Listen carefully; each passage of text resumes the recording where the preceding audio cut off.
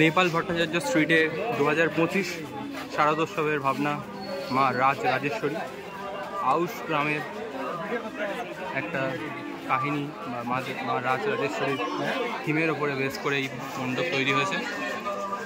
প্যান্ডেলের মধ্যে ঢুকেই দেখতে পাচ্ছ পুরো রাজবাড়ির দালানের মধ্যে যেন প্রবেশ করেছে সেরকমই লাগছে। চারিদিকে দেওয়ালে সুন্দর ছবি টাঙানো, আর আশেপাশে পুরো একদম দালান বাড়ি যেরকম হয় সেরকম। হাই, তো আস্তে আস্তে আমরা মূল যে প্রতিমা যেখানে রয়েছে সেদিকে এগিয়ে যাচ্ছি। কিন্তু জায়গাটা দেখতে বেশ ভালো লাগছে।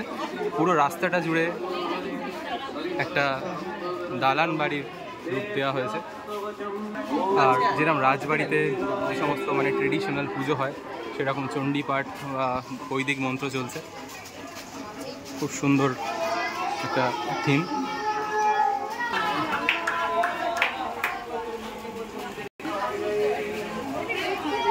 আর এই হলো মা রাজরাজেশ্বরী।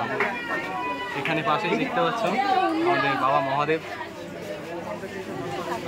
ডান দিকে সিংহ কুকুরকে গুরুতরভাবে আক্রমণ করার চেষ্টা করছে। খুব সুন্দর।